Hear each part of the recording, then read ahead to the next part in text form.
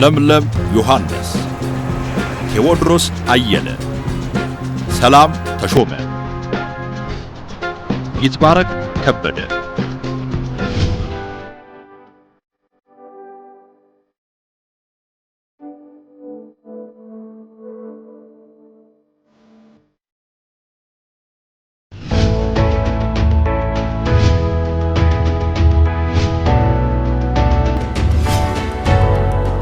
መኖር ምንድነው ብለን ነው ዛሬ የምናወራው። ለሊ ወይ ሰላም ይትባረክ። ከማን ልጀምር? መኖር ለአንተ ምንድነው? መኖር ለኔ አትዳክዲ መተንፈስ በህይወት መተንፈስ ብቻ አይ ብዙ ነገር አለ። እሺ ለሊ መኖር ለአንቺ ምንድነው? ገንዘብ ገንዘብ ገንዘብ ያለው ያወጣል። አሁን ገና ትክክለኛ መልስ ነው። ገንዘብ። አዎ እሺ የሁለታችሁን አደመጥኩኝ አይደለ? ሰላም ለአንቺ መኖር ምንድነው? ደስታ ደስታ ደስታ ደስታ ደስታ እኔ ሙዚቃዎቻችን ተሳላችሁ ስለኑሮ ሲገልጹ ወይ ኑሮ ወይ ኑሮ መልከብዙ ባታምንም አለ ባታምንም አለ አይደል? ባታምንም በጣም ወዶ ሙዚቃ ካንተ አይበልጥም ነው። ምንም ይበልጣል። ካንተ ባይበልጥም ግን ኑሮ ስንል እያንዳንዳችን የራሳችንን የምራችን እናምረር ኑሮም አይደለ? ኑሮን ካላመረርንበት አይሆንም። በፈገግታ እንደምንይዘው ሁሉ ኮስተር ማለት ያለብን ሰተር ማለት ያለበትን ቦታ ሲኖር ግንባር ቋጠር አድርገን ልናወራለን። ዛሬ በደንብ ቁም ነገር እኛም የመሰለንን እናንሳ። ግን እንግዳም ይኖረናል፣ እንግዳም አለን። ግን እንደው መኖር የምንለውን ነገር ስናወራው የየራሳችን የሆነ መልስ አለን፣ የየራሳችን የሆነ ምንፈታበት ቃል አለ። ይትባረክ መኖር ምንድነው? ቅድም መተንፈስ ነው ያልኩት ዝም ብሎ ቀልድ ብቻ አይደለም። እርግጥ እየተነፈስክ መቆየት በህይወት መቆየት መኖር ብቻውን እሱ ብቻውን መኖር ላይባል ይችላል። ነገር ግን መኖር ይሄ እንዴት ነው የሆነ የምታሳካው ምናምን ነገር ኖሮህ ብቻ መኖር ሳይሆን ለሆነ ሰዎች ለሆኑ አካላት አሁን ለምሳሌ ቤተሰብ ባጭሩ ብዬ እኮ አስረዘምኩ። ይትባረክ ቤተሰብ አልኩ እኮ ቤተሰብ አሁን ቢሰፋ ነው። አይ አላሰፋው። ቤተሰብ ኖሮ ያው ህይወት እንዲህ ወደታች ነች ቁልቁል ነች። እኔ ለልጆቼ ነው የምለው። ከልጆቼ ለልጆቻቸው ሊሉ ይችላሉ፣ ግን በቃ መኖር ለቤተሰብ ነው። መኖር ላንቺ ምንድነው? እኔም የተፈጠርክለትን ማወቅ ነው ብዬ ነው የማስበው። ያንን ማወቅ መረዳት ስችል እና ለዛ መኖር ወይም ደግሞ ለዛ መታገል። ለምሳሌ ምንድነው ያለኝ መክሊት ምንድነው ያለኝ እዚህ እንድኖር የመጣሁበት ምክንያት ምንድነው? በኤኒ ሚንስ አለን፣ ሁላችንም ምክንያት አለና የተፈጠርንበት። ስለዚህ ያንን ማወቅ መረዳት፣ ለዛ መሮጥ መጓዝ ነው ኑሮን ኖርኩ ብለን እንድናስብ የሚያደርገን ብዬ አስባለሁ። ለልዬ እንደው እኔና አንቺ ዛሬ ገና እንግባባ። ዛሬ ገና ጥሩ ነው መግባባት። እሺ መኖር ለአንቺ ምንድነው? ሰላም ለኔ መኖር ደስታን መፈለግ፣ ቁጭት አልባ ህይወት መኖር ማለት አይ ደስታን አግኝተሽ ልትቆጪ ትችያለሽ፣ ግን ደስታ የሌለው ትላንትን ማታስቢበት መኖር በየትኛውም መስክ ይሁን በቃ ደስታ የሚሰጥህን ነገር እያደረክ እየፈለክ መኖር። እሺ ለሶስታችሁ ቢበዛ 30 ሰከንድ። ይትባረክ አንድ ሰው ኖረ ሲባል ምን ሲያገኝ ነው? አንድ ሰው ኖረ የሚባለው ከራሱ አልፎ ለሌሎች ምናልባት የሚፈልገው 30 ሰከንድ አልሞላም ይሻላል የሚፈልገው ለሀገር ወይ ለህዝብ ወይ ለአካባቢ ለማህበረሰብ ለልጆች ሊል ይችላል፣ ግን ለሌላ ሲተርፍ ነው። ቴንክ ዩ ለሊ። ቅድም ያልኩት ነው ራሱን የተፈጠረለትን ነገር አግኝቶ በዛ ፕሮሰስ ውስጥ ሲሄድ በዛ ሂደት ውስጥ ኖረ የሚባለው በዛ ሂደት ውስጥ ማለፍ ሲችል ማለት ጥግ የለውም እኮ እየኖርከው ፕራክቲስ እያረከው ነው የምትሄደው። ያንን ያላገኘ ሰውስ? ያላገኘማ ያው መጠየቁ አይቀርም መቼም ዝም ብሎ ይኖራል ብዬ አላስብም። እንደዛ ነው የሚሆነው ብዬ ነው የማስበው። ወደ ደስታው ነው መመለስ። ከደስታው ኖረ ምለው በዕለት ዕለት ህይወት ውስጥ በስራ ውስጥ ሊሆን ይችላል፣ በግንኙነት ውስጥ ሊሆን ይችላል፣ በምንም ነገር ውስጥ ደስታን ሲያገኝ ነው። ደስታ የሌለው ህይወት መኖር አይደለም።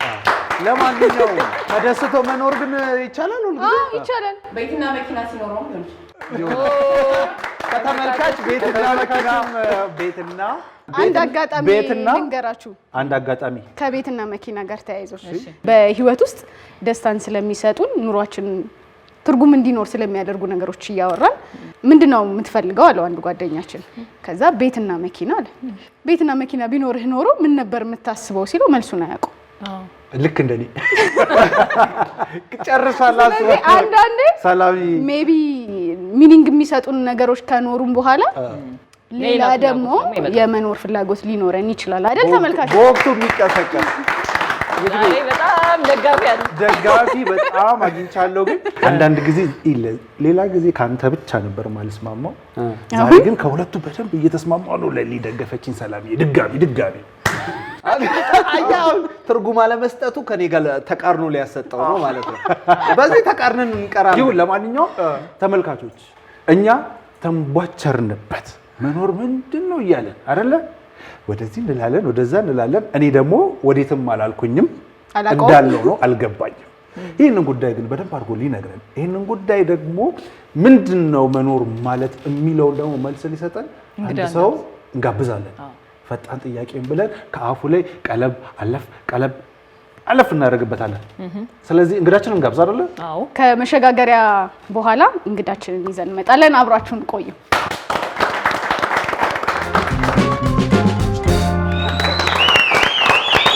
ባንሳለው አለ መኖር ይሄ ነው።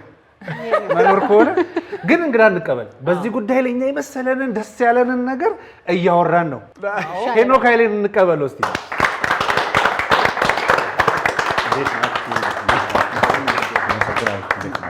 እንኳን ደህና መጣህ ሄኖክ። እንኳን ደህና መጣኝ። አረፍ በል። አመሰግናለሁ። እንደዚህ ዘላብር ቆየን። እንግዲህ እስካሁን እኛ ስንዘላብር ነበረ። እንደውም መቃጣን እኮ የ8 ቢሊዮን ድምፅ ሆነናል እያለ ሄኖክ ኃይሌ ይባላል። ተመልካቾች የስነ ልቦና ባለሙያ አማካሪ፣ በአዲስ አበባ ዩኒቨርሲቲ መምህር ነው። በዚህ ጉዳይ ላይ ደግሞ ሊያወራን እዚሁ ተገኝቷል። መኖር ምንድን ነው ብለን እኛ እስካሁን አወራን አይደል? አራምባና ቆቦ ነው የሚባል። ቆቦን አንተ ነህ። ወደ ፈጣን ጥያቄ እንሂድ። ፈጣን ጥያቄ እኛ እንጠይቃለን። በ3 ሰከንድ ቢበዛ 3 ሰከንድ አይደለ? ስለዚህ ወደዛ ነው የምንሄደው። ዝግጁ? ይጀመር። ሰው ማንበብ የለበትም ብለህ የምትመክረው አንድ መጽሐፍ? የሳይኮሎጂ ተብለው ግን የሳይኮሎጂ ያልሆነ መጽሐፍ ሞላ። ሰው በህይወቱ የግድ ማንበብ ያለበት መጽሐፍ? ማን ሰርቺንግ ፎር ሚኒንግ የሚባል የቪክቶር ፍራንክ በአማርኛ ተተርጉሟል። የህይወትን ትርጉም ፍለጋ የሚል መጽሐፍ። በጣም እያብራራ ነው።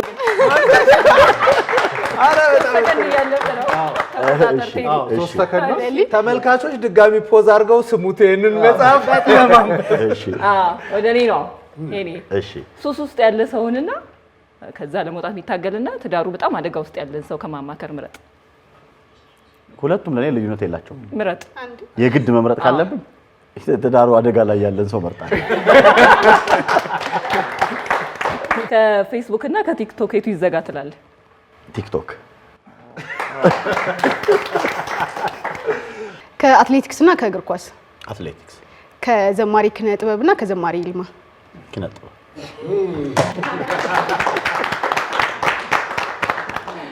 ከመጽሐፍ ቅዱስ አንድ ጥቅስ ጭንቅላት ውስጥ የሚመጣ? እኔ ቅዱስ እንደሆንኩ እናንተም ቅዱሳን ሁኑ። ከልብ ወለድና ከግለ ታሪክ? ግለ ታሪክ። የመጨረሻ ጥያቄ ከአይጥና ከእንሽላሊት? አይጥ ስትል ገና የታለች ልጅ? አይጥ ሲል ገና የታለች ልጅ? ፈጣን ጥያቄ። የመጨረሻው ግን ደስ ያስፈራል። የታለች ልጅ ነበር። ግን እንደው ከአራምባና ከቆቦ ጥሩ ጥያቄ ተነስቷል። መዝጊያዋ ወደ ዋና ጉዳያችን ስንመለስ ሄኖክ ላንተ መኖር ማለት ምንድን ነው?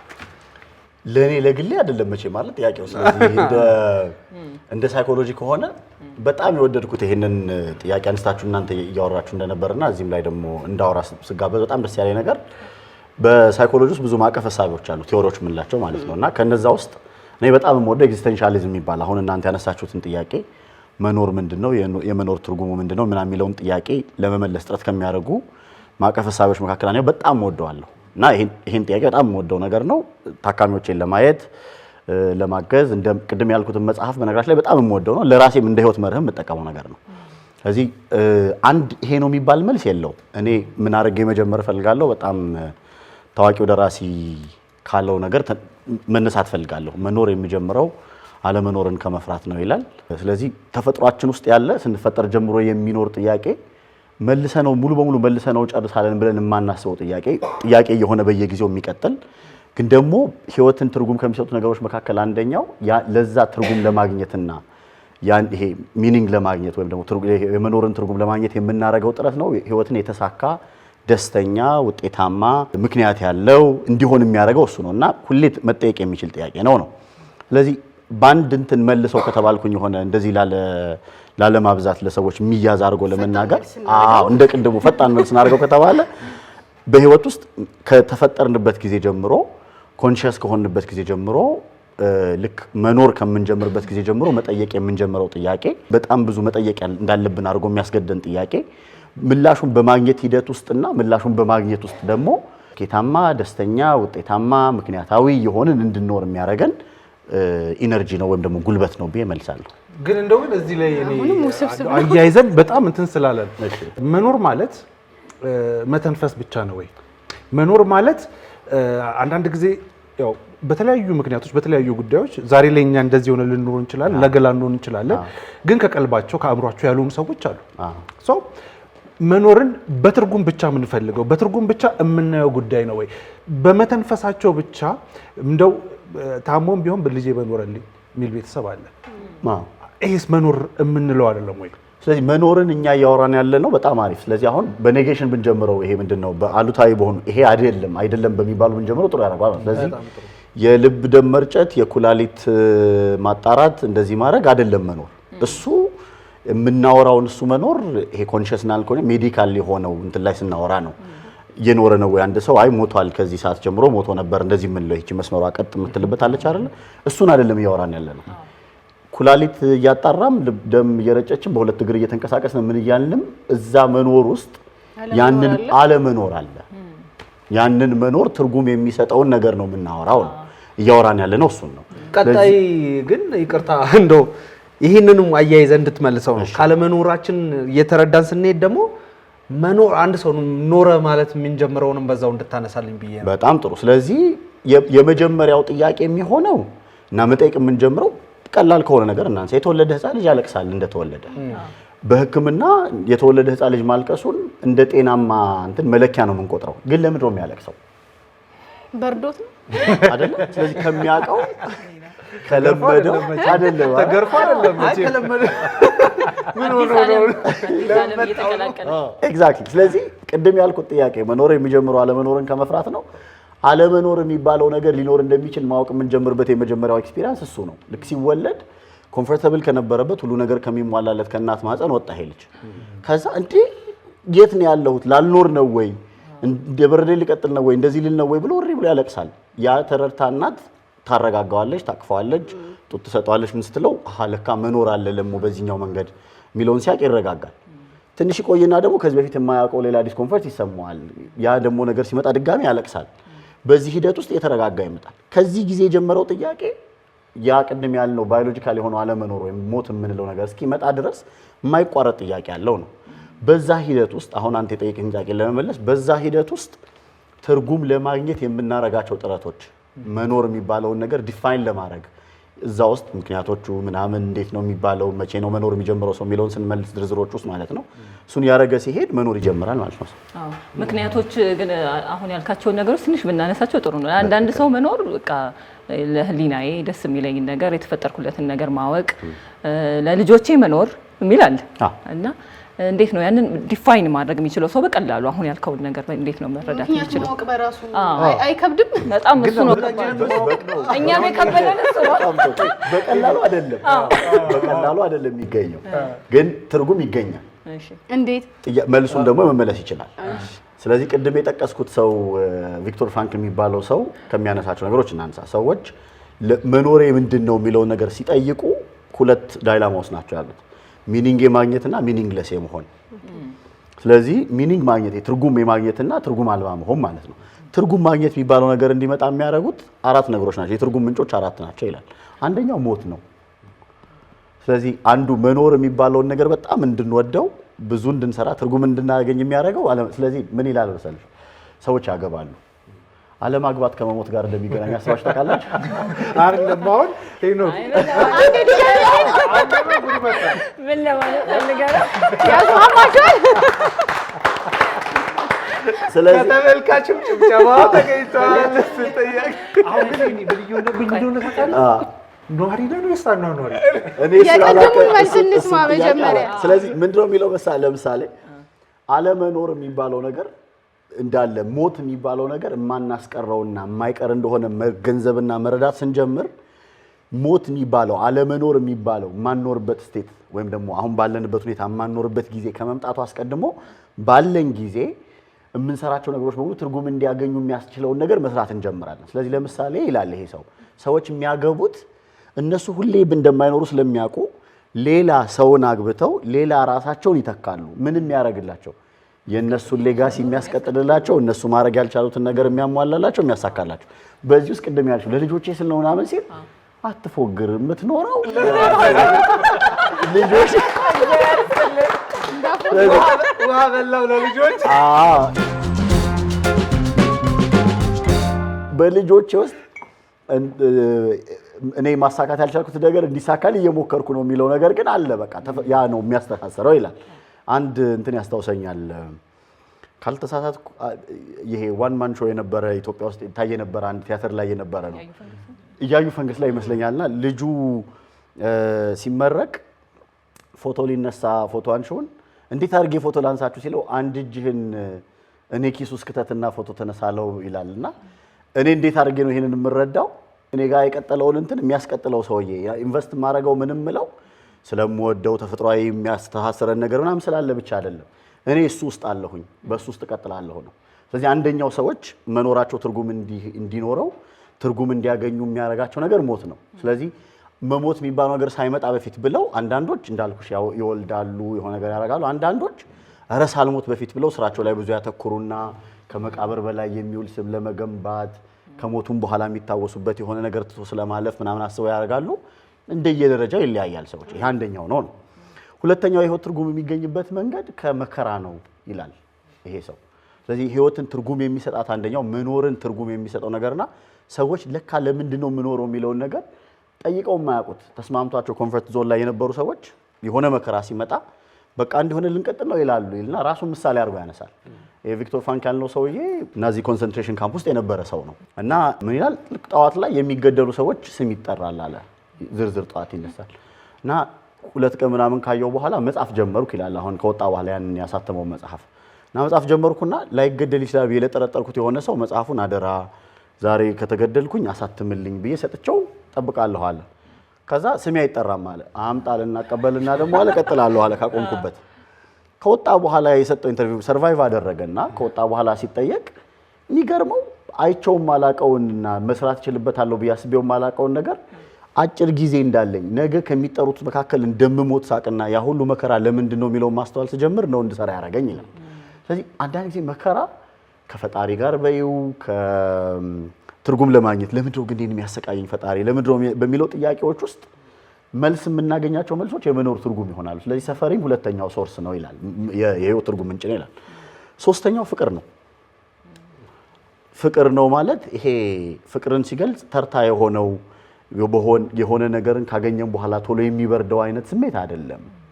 ረዘም ያለ እኔ ጋር አለ ብዬ የማስበውን ለሌላ ሰው መስጠት፣ ሌላ ሰው ጋር አለ የምለውን ደስታ የማግኘትና ያ አንድ ሲሆን የሚገኘው በጣም በቃ ሊገለጽ የማይችለውን ደስታ ኤክስፒሪየንስ እያደረጉ መኖር ህይወትን ትርጉም ይሰጠዋል። ጾታዊ ነው ወይስ ሁሉም አይነት? ሁሉም አይነት ፍቅር። ስለዚህ ምንድነው ግን ልዩነቱ ምንድነው? ተርታ ሆኖ ማለት ለምሳሌ ጾታዊም ፍቅር ሆኖ ያንን ሰው እስክታገኙና የራስሽ ካረክሹ በኋላ ኮንሱም በማድረግ የሚበርደውና የሚጠፋውን አይነት ፍቅር አይደለም እያወራ ያለው። ከሱ በጣም ያልፋል። መስዋዕትነት የሚጠይቀውን ራስን ለሌላ ሰው መስጠት የሚጠይቀውን ይሄን ነው ፍቅር የምለው ይላል እና ሶስተኛው ምንጭ ይሄ ነው ይላል። በጣም የሚገርመው አራተኛው ስራ ነው የህይወት ትርጉም ማግኘው። በድል አድራጊ ስለዚህ ስራ ነው የመጨረሻው። ስራ እንዴት ነው የህይወት ትርጉም የሚሰጠው ሲል ከእድሜያችን ላይ ረጅሙን ሰዓት ከቀናችን ላይ በጣም አክቲቭ የምንሆንበት ንቁ የሆንበትን ረጅሙን ሰዓት ከዛም ደግሞ የህይወት ታሪክ ሲነበብ ስንባሽ ታውቃላችሁ። አሁን ይሄንን ቲዮሪ በጣም ሞዶ ለዚህ ነው ለሰው የቀረበ ነው። ሰው ሲሞት የሚነበበው አቶ ከሌ ከሌ በእንዲህ ዓመተ ምህረት እንትን ቦታ ተወለዱ የእንትን ባለትዳርና የሁለት ልጆች አባት በስራቸው እዚህ መስሪያ ቤት ሰርተው ነበር። ይሄ ነው የሚወራው። የህይወት ትርጉሞች እነዚህ ናቸው ማለት ነው። ስለዚህ ምን ሰራ ነው የሚጠየቀው። ስለዚህ እንዲሰርቼ ነበር በሙያዬ እንዲያርግ ያለው የሚለው። ስለዚህ ስራ ትርጉም የሚያገኝበት ነው። በጣም የሚደንቀው ስራ ማለት ይሄ ደሞዝ የሚከፈለን ገብተን የምንወጣበት ምናምን አይደለም ይላል። እኔ ጋር ብቻ ያለ ሌላ ሰው ጋር በፍጹም ሊገኝ የማይችል የኔ የምለውን ዩኒክ የሆነ ካራክተር እኔ ስወለድ ፈጣሪ እኔ ጋር ያስቀመጠው ወይም እኔ ብቻ ያለኝን ነገር ማወጣበት መድረክ ነው ስራ። ያ ደግሞ የኔ ብቻ የምለውን ትርጉም እንዳገኝ ያደርገዋል። ስለዚህ ሄኖክ የትኛው ሲባል ሄኖክ እንዲህ ያደረገው ተብዬ ሌላ ሰው ጋር ሊገኝ የማይችለውን ነገር ማወጣበት መድረክ ነው። እነዚህ ናቸው የህይወት ትርጉም ምንጮች ይላል። ራሱ ሌላ ፍልስፍና አይጠይቅም ማለት ራስን ደግሞ ማግኘት ወደሚለው ይመጣል አይደል? ስራ ውስጥ አይ ቲንክ ስራን በጣም ቆንጆ ከሚያደርጉት ነገሮች አንዱ ክፍያው ነው። አሁን ትንሽ ቅድም ጀምሮ ስንዘባረቅበት የነበረውን ጉዳይ ገርዛዝ ያስከነው ጥያቄ ይቀጥላል።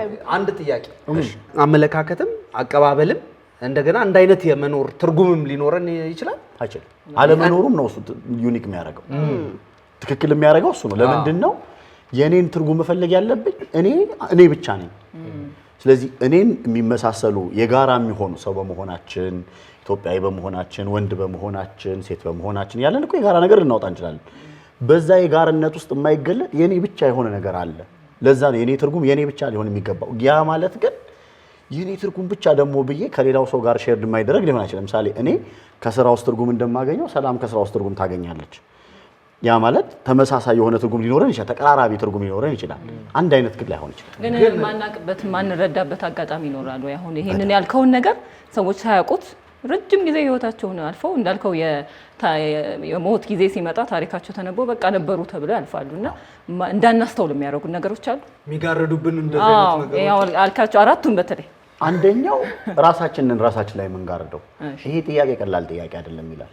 ዝም ብሎ ማንም ሰው የሚጠይቀውና መልሼዋለሁ ብሎ ባንዴ የሚቀበለው ነገር አይደለም። ስለዚህ አንዳንዴ ምን አደከመኝ እዚህ ሁሉ ጥያቄ ውስጥ የምገባው ስለዚህ ዝም ብዬ አልኖርም ሩቲን ውስጥ እንገባና የተለመደ ድግግሞሽ ውስጥ እንገባና እንኖራለን። ችግሩ ምንድነው? ማምለጥ አንችልም ነው የምንረሳው ጉዳይ። ይሄንን ጥያቄ አለመጠየቅና ማምለጥ አንችልም። የሆነ ጊዜ አለ ያ ጥያቄ የግድ ሆኖ የሚመጣበት። ስለዚህ ለምሳሌ አንደኛው እኔ ከሌላ ማቀፍ ሐሳቤ ጋር ላገናኘውና እድሜ የግድ ይሄን ጥያቄ ያስጠይቀናል። የበሰልክ ስትመጪ ከዛ ስለዚህ እኔ ምን እንዳለው ሰሽ አንዳንድ ጊዜ ከተማሪዎች ጋር ይሄንን እንትን ስናረግ እድር ምናምን ውስጥ ሰፈር ውስጥ ይሄ ልማት ኮሚቴ ሆነው ባካቸው ረህና አስፋልት እናሰራው እንደዚህም በል የሚሉት ምን አይነት ሰዎች ናቸው? ብዙ ጊዜ ለምን ይመስልሻል? ሁለት ነው ምክንያታቸው። አንደኛው አሁን ይሄ የመኖር ጥያቄ የመጣባቸው ስለሆነ ቢያንስ የሆነ ነገር ትቼ ልለፍ የሚል የሆነ ግብግብ ውስጥ ናቸው። ሁለተኛው ሊያጣፉ የፈለጉት የሆነ ነገር አለ ያልሰሯት ወይ እንትን አለ። ስለዚህ ቢያንስ በቀረው በመጨረሻው ጊዜ እቺን እንዲህ አርጋት የሚል ጥያቄ ውስጥ መኖር የሚባለው ነገር አሁን ነገሮች ወዴት እየሄዱ ነው? ባስተሳሰባለን በደንብ ከመብሰልና ነገሮችን ከመጠየቅ ከመመለስ ጋር እየሆነ ነው። ግን የሚኖሩ ሰዎች እንደዚህ ከሆነ ጥቂት ነዋሪዎች ሊኖሩ ነው ማለት ነው። እነዚህን ጥያቄዎች የሚጠይቅ ለራሱ መልስ የሚፈልግ ሰው አለ፣ የማይመልስ የማይጠይቅም አለ። ምድር ደግሞ ያው ነው በሰዎች የተሞላች ነች። በሰው የምትገነባ፣ በሰው የምትፈርስ፣ በሰው የምታድግ፣ በሰው ወደኋላ የምትቀር ነች። እያንዳንዳችን ደግሞ ዛሬም ነገም አለን፣ ምን ጎድል ልንኖር እንችላለን። ግን ኗሪ ትንሽ ከዚህ ትርጉም ውጭ ደግሞ አናኗሪው ሊበዛ ነው ማለት ነው። እኔ እንደሱ አላልኩም ሳይሆን እኔ እነዚህን ትርጉሞች የምናገኘው ሰዎች ጥቂቶች ጋር ሊሆን ነው ማለት ነው። እንደሱ አይደለም። ስለዚህ ምንድነው የሚለው ጥያቄውን አለመጠየቅ የሚቻል አይደለም። ቅድም እንዳልኩት ማንኛውም ሰው ጋር አለ ይሄ ጥያቄ አለ። ጥያቄው ትርጉሙን እርግጠኛ ሆነው ይሄ አግኝቼዋለሁ ኮንሺየስሊ እርግጠኛና ሙሉ በሙሉ የሚያውቁት ሆነው ያገኙት ሰዎች ጥቂት ይሆናሉ። ብዙዎቻችን ግን ለማወቅ በሚደረገው ጥረት ውስጥ እሱ ራሱ ትርጉም እየሆነልን እንኖራለን ነው የሚለው። ስለዚህ ኮንሺየስሊ ያልጠየቁና አሁን እንደምናወራው እንደ እንትን ፍልስፍና ጠይቄው እንደዚህ መልሶ 1 2 3 ብዬ ላላስቀምጠው እችላለሁ። አንዳንዴ በቃ በሂደቶች ውስጥ እያገኘሁት ሊሆን ይችላል። ኮንሺየስሊም ደግሞ ላይሆን ይችላል። ስለዚህ ለምሳሌ በሃይማኖት ውስጥ በዕለት ተዕለት እንቅስቃሴዎቻችን ውስጥ በማደርጋቸው ድርጊቶች ውስጥ እነዚህ ትርጉሞቹን እያገኘኋቸው ሊሆን ይችላል እየኖርኩ ያለው። ልክ የራሱ ዘመነኛው ከኤግዚስቴንሻሊዝም በኋላ የመጣው ሳሙኤል ቤኬት አይነት አብዘርድ እንትን እያለም ይኖራል አይደል? ሊሆን እንደዛም ሊሆን ወለፈ እንዲሆኑበት የሚቀጥል ሊሆንም በህይወት ዘመናችን ሁሉ ለምንኖርበት አንድ ትርጉም ላይኖረን ይችላል አይደለ? ለምሳሌ አሁን ባለኝ እድሜ መኖር ማለት ለኔ ደስታን ማግኘት ሊሆን ይችላል። የሆነ እድሜ ላይ ሊቀየር ይችላል። እሱን ነገር እናብራራ በደንብ። ስለዚህ ምን ማለት ነው? ለተወለደ ህፃን ልጅ አለመኖር ማለት የሚመስለው ያቺን የሚያውቃትን የማህፀን እንትን አለማግኘት ነው። ልክ ሲያባብሉ አይታችሁ ታውቃላችሁ እናቶች እንደዚህ አይደለም የሚያደርጉት። የሚያውቀው ማህፀን ውስጥ እያለ የአሚኖቲክ ፍሉድ የሚባለው ይሄ ውሃው የእንሽርት ውሃው ይዞት እንዲህ አይደለ ሲያንሳስፈው የነበረው። ልክ ሲጨነቅ እንደሱ አይነት ስሜት እንዲሰማው ሲያደርጉት ወደሚያውቀው ነገር ስለሆነ የሚመጣው ይተኛለች ብሎ ተረጋግቶ። እያደገ ሲመጣ ማህበረሰብ፣ ባህል፣ ወግ፣ ልማድ ምናምን የሚባሉ ነገሮችን እያወቀ ሲመጣ ጥያቄውም ይጨምራል። ስለዚህ እድሜ መጨመር፣ እድሜ ማለት የክሮኖሎጂካል እድሜን ብቻ አይደለም። ይሄ ከተወለድንበት ጀምሮ የሚቆጠረውን እድሜ ብቻ አይደለም። ልምድ የሚባለው ነገር፣ ትምህርት፣ እነዚህ የሚባሉት ነገሮች ብዙ ነገሮቻችን ላይ ጥያቄውን እያሳደጉት ይሄዳሉ። አንተ ግን ለምን አትነግረንም? ይሄኔ ለምንድን ነው ያንተ መኖር ትርጉም አይነገረን? እዚህ ጋር ይሄን ሁሉ ነግረን አሁን ገና ጥሩ ጥያቄ። በሩን አሳይ። አሁን በሩን አሳይ። ሌሎቹንም ሰማን፣ ሌሎቹንም ሰማን። ያንተ ቢልስማ ለዚህ ጥያቄ እስካሁን ግራና ቀኝ ሁሉም ሲሄድ የሄኖክ ሳይት ነገር ትንሽ እንደው ማለት እንዳልከው ጉዞ ነው፣ ሂደትም ሊሆን ይችላል፣ ሊቀየርም ይችላል። ግን አንተ እስካሁን ዲፋይን ያደረከው እንዴት? ቢያንስ ይሄን ጥያቄ እየጠየቅኩ እንደሆነ አውቃለሁ፣ እርግጠኛ ሆኜ አውቃለሁ። መልሱ እርግጠኛ ሆኖ ይሄ ነው ብዬ አላውቅም። ለምሳሌ ይሄን የምለው ከምን አንፃር ነው? ለምሳሌ በምኖረው ኑሮ ውስጥ፣ በምሰራው ስራ ውስጥ፣ በማምነው ሃይማኖት ውስጥ፣ ቤቴን ልጆቼን በምመራበት በእነዚህ ነገሮች ውስጥ እነዚህን ጥያቄዎች ይሄን አላረግም እምላቸው ለምን እንደው ማላረጋቸው ደግሞ ሲባል የማላረጋቸው ምክንያት ስላለኝና ከመኖር ትርጉሜ ጋር ስለማይገናኙ ነው ብዬ የምትዋቸው ነገሮች አውቃለሁ። ፈልጊያቸው ደግሞ ማድረግ የምችላቸው ነገሮች ደግሞ አውቃቸዋለሁ። ስለዚህ ለምሳሌ ሃይማኖቴ ለኔ የህይወቴ ትርጉም ማገኝበት አንደኛው መንገድ ነው። ስለዚህ ከሃይማኖቴ በተቻለኝ አቅም ኮንሺየስሊ ከሃይማኖቴ ህግጋቶች፣ አስተምሮች ተቃራኒ በሆኑ ጉዳዮች አለመቆም የሚባለው የህይወቴ አንዱ ትርጉም ነው ብዬ አስባለሁ። ለምሳሌ ስለዚህ ይሄ ማለት ሌላኛው መደበኛውንም ስራዬን ስሰራ ኮንሺየስሊ ይሄ ነገር እኮ ኃጢያት ነው ብዬ ካሰብኩ አላረገው፣ ቢያንስ አስቤ አላረገው። ተሳስቼና ሳላውቅ ወይም ደግሞ ሰነፎኜ ደግሞ አርጌው እንኳን ቢሆን ያንን ነገር ለመቀየር ማድረግ የሚጠበቅብኝ ነገር አደርጋለሁ። ስለዚህ እንደዚህ ነው ሂደቱ ብዬ አስባለሁ። ስለዚህ ድምድም ያለ አንድ አይነት መልስ በሆነ ጊዜ አይኖርም ማለት ነው። የለውም። እኛም መልስ ይኸው ነው እንግዲህ ወደዚህ ሲያደርገን ይኖራል። ሰዎች ገንዘብ ሳገኝ፣ መኪና ሲኖረኝ፣ ቤት ስገዛ ነው ኑሮዬ ትርጉም የሚሰጠኝ ብለው ሊያስቡ ይችላሉ። እና ግን ፍላጎት ደግሞ አያልቅም። ከፍላጎት ጋር ያለው ትርጉም አለ አይደለ? ያን ስታገኘው ደግሞ ሌላ ፍለጋ ይመጣል። በትክክል እሱ እንዳልከው አሁን በፕሮሰስ ውስጥ የሚያልፍ ነው። በደንብ ነው። በጣም የሚገርመኝ ደጋግሜ ብዙ ቦታ ጠቅሼዋለሁ። ታዋቂው ደራሲ አለማየሁ ገላጋይ ሲናገረው የተሻለ አገላለጽ ሆኖ አግኝቼዋለሁ።